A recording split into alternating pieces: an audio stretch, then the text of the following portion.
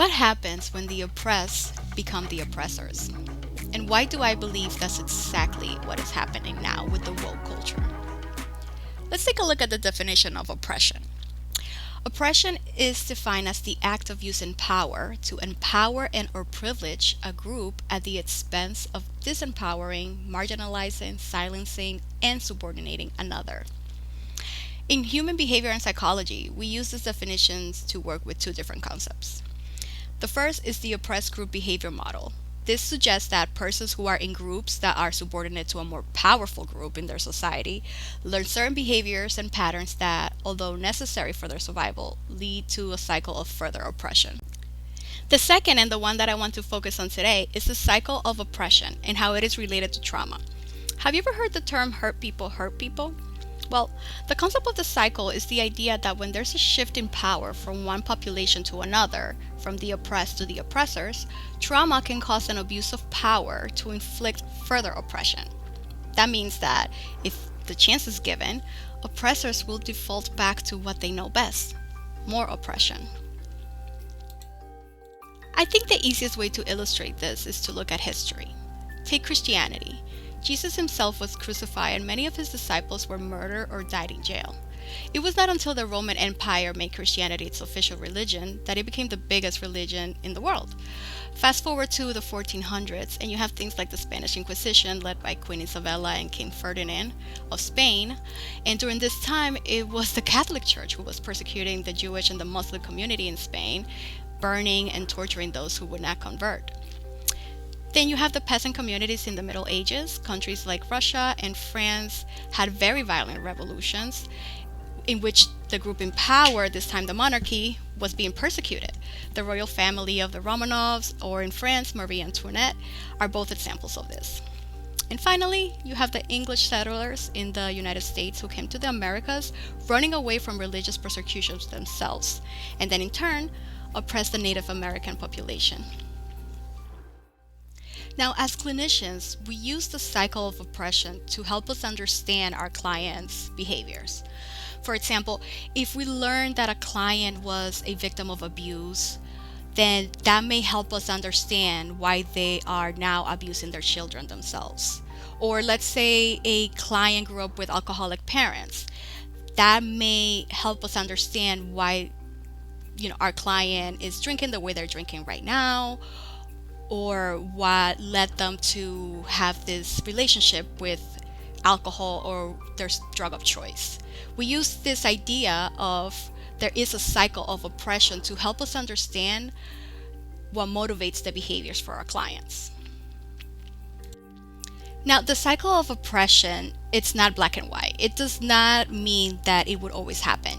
Because you were maybe abused as a child doesn't mean that you are going to abuse your own children. Just because your parents struggle with substance use doesn't mean that you're going to struggle with substance use. And in the same token, having groups in power are necessary and do not mean that that group will become oppressors. For example, we need our government and they have power over their citizens. We need our president who has power over us. Parents, they have power over their children, and that's very much needed. So the cycle of oppression is not something that always occurs. The dynamic and the hierarchy of power, it's something that is needed in society. But I want to focus on what happens when that cycle does occur and when that oppressed group takes it too far. I'm making this video essay because if we don't learn about our history, we are doomed to repeat it. And we are now risking undoing all the good we've accomplished in the past 10 years. What began as a movement for social change and equality is now becoming such a dangerous cult that our most vulnerable populations, women and children, are suffering and will continue to get the worst of the situation if we don't do something about it. Now, I love what the original woke movement stood for. As an immigrant and minority myself, this ideal means so much to me on a personal level. Many think that it was started with the Black Lives Matter movement, but actually, this slang has been used in Black American communities for almost 100 years. It was used to remind Black citizens to remain alert and on the lookout for social injustice. The first time many people heard woke in its current context was likely during the birth of the Black Lives Matter movement. In 2014, in Ferguson, Missouri, black citizens took to the streets nightly to protest the police shooting death of Michael Brown. As they did so, they urged each other to, quote, stay woke against police actions and other threats. While international anti police violence outcries certainly fuel the popularity and the use of the word in the present, it has a much longer history. In 1923, a collection of catchphrases and ideas by the Jamaican philosopher and social activist Marcus Garvey included the summons, quote, wake up Ethiopia, and, quote, wake up Africa, as a call to global black citizens to become more socially and politically conscious. Now, a few years later, the phrase stay woke began turning up in protest music and was very popular with activists at the time. Here's a recording of blues singers Lead Belly talking about black teenagers in Scottsboro, Arkansas, who were accused of raping two white women. That is all it was to it. They just saw the women. They didn't see nothing else wrong. But anyhow, they put the boys in jail, and in that 6 long years, well, the state, all the whole United States got together. And they got out 4 of them, and they come to New York. And the lawyer what got him out, I know him pretty good. I've met him. And he showed me the Scottsboro boys, and I shake hands with him. So I made this little song about down there. So I advise everybody to be a little careful when they go along through that, but stay woke, keep their eyes open.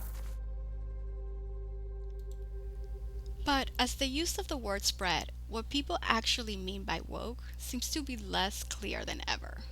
Today, people tend to take it as 1, a slang for being literally awake, 2, a slang for being suspicious of a cheating or romantic partner, and 3, obviously the topic of this essay, the original politically charged usage of always being on the lookout for systematic change. In 2023, the way that terms like woke and wokeness are used outside of the Black Lives Matter community seems to bear very little connection to the original context, on either the right or the left. On the left, to be woke means to identify as an activist of social justice who's in touch with contemporary political concerns, or at least to be perceived that way.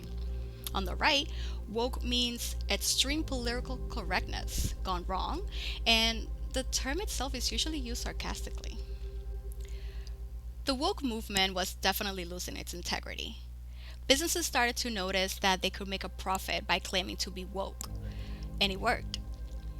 It seemed that the culture was so far removed from what it stood for that it became a joke, so much so that there are even parodies about it.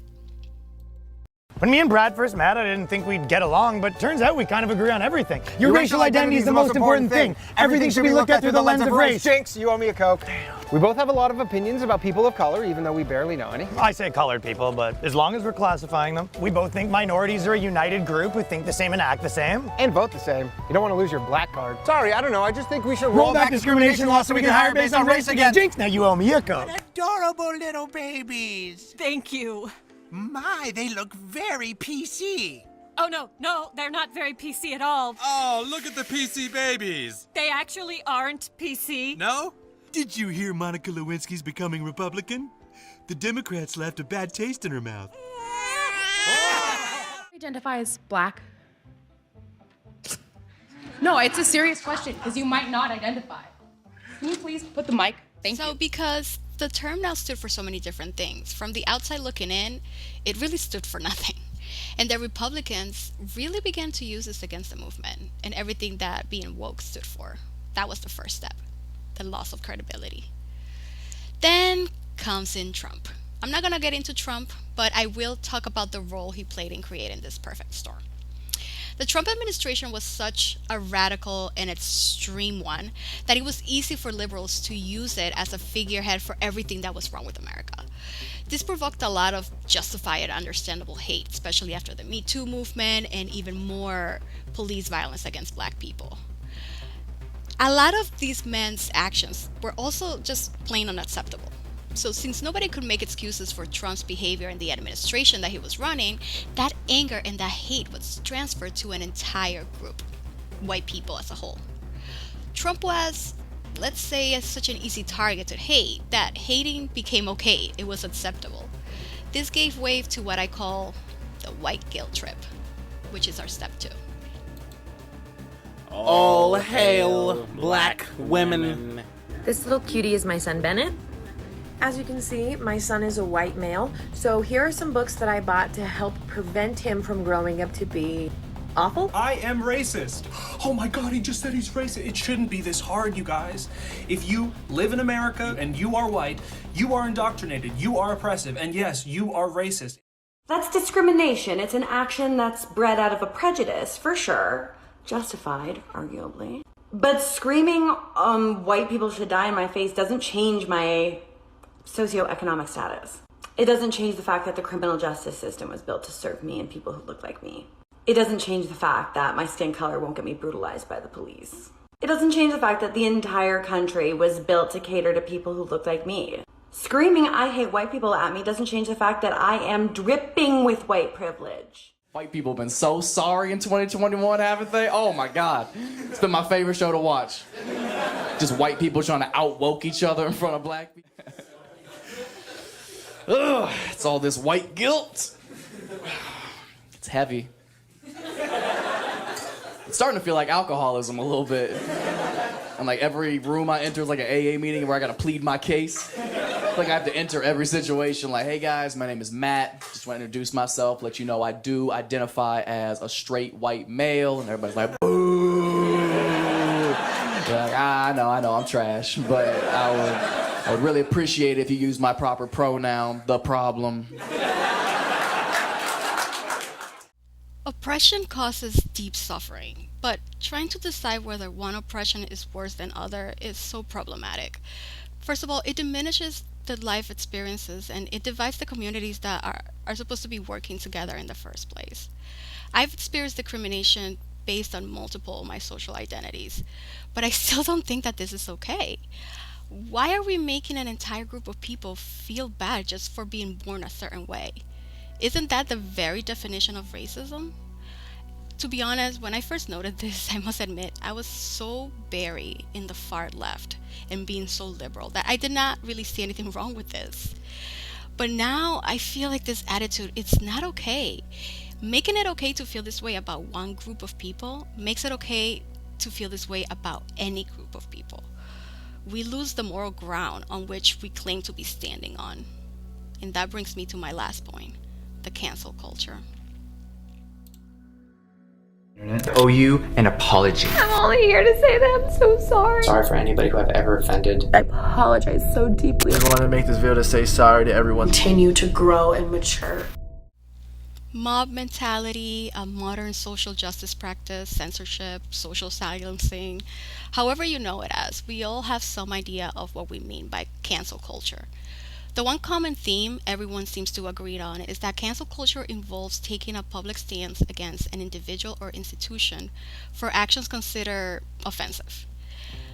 So just like oppression, the way that the cancel culture has been working now is more based on fear. This is what I mean.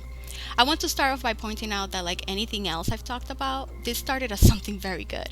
The Me Too movement and the Black Lives Matter brought so much necessary awareness to social issues and brought people to justice, allowing victims to finally feel some peace. As a generation, we have an immense power to change what we don't like. Here's what the issue is and why I'm so afraid of where we're heading. When is it too much? Are we seeking justice or are we looking for vengeance? Are we looking for people to change or is redemption just not possible? Because I look at celebrities like R. Kelly and others who committed actual crimes and I see this as absolutely deserving of being canceled. But many others who had, let's say, old comments from years ago being brought back to light also face extreme backlash. And despite apologizing multiple times over and over again, there was never any type of forgiveness. In 2009, Kevin Hart tweeted some jokes about homosexuality. Almost 10 years later, after it was announced that Kevin Hart would host the 2019 Oscars, a storm of media attacks began to surface. Many felt that Hart's jokes were offensive and he should not be allowed to host. Now, I don't want to talk about whether or not what Kevin did was right or it was wrong or it was not a big deal. No. I want to focus on what didn't happen. A chance to grow. If we hound so hard, if we punish so severely, how can they learn and grow? And one major distraction. This morning, the Academy scrambling to find a new host for the 2019 Oscars after comedian Kevin Hart suddenly bowed out. I just got a call from the Academy, and that call basically said, Kevin, apologize for your tweets of old, or we're going to have to move on and find another host. Hart announcing his departure along with an apology after critics condemned several of his past tweets and comedy routines as homophobic. Guys, I'm almost 40 years old. If you don't believe that people change, grow, evolve as they get older, I don't know what to tell you. Hart's abrupt exit now leaving the golden opportunity wide open for someone else. The Academy usually... It's 10 years old. This is stuff I've addressed. I've talked about this. This isn't new. I've addressed it. I had to address it when I did Get Hard promo with Will Ferrell because of my joke that I had about my son. I had to address those tweets in 2012 in a very, very heavy junket where I was asked questions. It's now becoming like a cloud.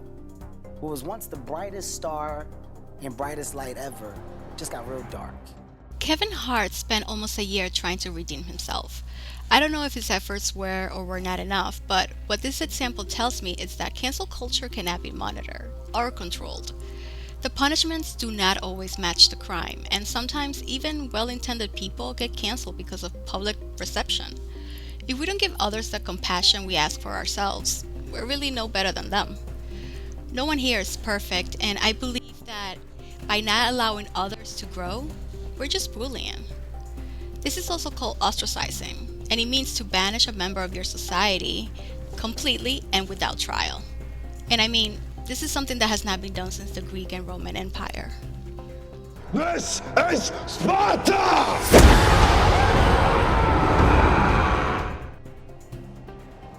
When working with clients in recovery or who are struggling with substance use and alcoholism, clinicians know that a mistake-friendly environment actually makes clients work a lot harder for their recovery. If they know that we won't think less of them or punish them for relapsing or messing up, we actually see they work harder, as opposed to a mistake-unfriendly environment where they might just choose to continue to use if they relapse because they'd rather do that than to deal with the backlash or the consequences of coming clean or returning to treatment or, going back to that place, and they say, oh God, here we go again. And this is also observed in schools with students who work harder and do better in environments in which teachers are okay with them making mistakes. I want to make 2 final points. Millennials, Gen Zs, we are nowhere near close to the examples I gave in the beginning, but we are dipping our toes in dangerous waters. The first point is to look at what we've been doing with the power we've been given by the media. Let's look at Bret Weinstein, a former college professor on Evergreen State College. This college had a tradition in which once a year they allowed black students to be absent from campus if they wanted to. But in 2017, the school was going to allow the white students to stay home instead. Weinstein didn't think that this was fair since the black students should be the ones given the opportunity to stay home if they wanted to, as this was about them, not the white students. The professor was then met with protests and accusations of being racist. I am not sure what the point of the tradition was, but what was clear from my research is that there was no intent. In a court of law, without intent, a felony can become a misdemeanor or maybe a lesser crime. Why are we then acting as judge, jury, and executioner? Last month, Evergreen State College in Washington went crazy when a professor of evolutionary biology named Bret Weinstein objected to a day of absence when white students and faculty were asked to voluntarily leave campus. Weinstein branded it a form of racial segregation. A group of students...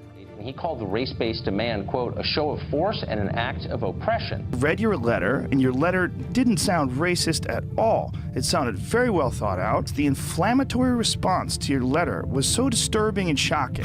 The administrators sided with the protesters, even though they knew full well there was no evidence of racism. I was pursued as if I had said something egregious, allowed the world to see that this isn't about guilt at all. It's about power. The last point is the loss of credibility and how it hurts those who are just not as loud. Here's a quote from the founder of the Me Too movement during an interview back in 2020. Burke says that in the years since the movement began, she's observed an unwearying obsession with the perpetrators, a cyclical circus of accusations, culpability, and indiscretions. In part, Burke blames the media for latching onto every salacious detail in stories from Me Too survivors. She also blames a culture that's prone to fixate on high drama. She also speaks about how this is creating a war amongst men and women, and that the movement has truly lost its way. If we don't better manage our power, it lets narcissistic people come in to wear the clothes of the oppressed in order to get what they want, to get attention and sympathy. Two quick examples: Amber Heard and what she calls the Me Too movement, and then Meghan Markle, who cried racism and was proven to be lying, and now it's perceived as a joke. I wonder if these two people understand what they're doing to those who truly are oppressed. What happens when we all believe the worst in people because we've experienced the worst in people? The way forward is to try to expect the best, despite people like this too. Because if we don't, then again, people like this too can wear real oppression like an armor that they have not earned. But when we go from asking for equality to demanding submission, I can see this being abused. I believe this is a crucial time and an opportunity to practice what we preach. If we truly want equality, then let's give equality. If we truly want the benefit of the doubt, then let's give the benefit of the doubt. I would love for my comedy to be funny again, for my Disney movies to not leave a bad taste in my mouth anymore, but all that comes from when we try to forgive and not punish. I'll end up by saying this: when we abuse power, we lose power. I hope we begin to read more, educate ourselves on important issues before creating such concrete, dramatized conclusions on people. Be firm on your own beliefs and not just go by what's popular or trending. The power of the media can be used for good, but if we continue to promote intolerance, we will get intolerance back. The COVID epidemic made it so that we could not have social connections for a while, and thus it turned us into people who can only see inward, who cannot see that not everything is necessarily about us. It has led our sensitivities and emotions completely out of control. But by getting out of our own way, educating ourselves more, reaching out and caring about others again, we don't have to let this be our legacy.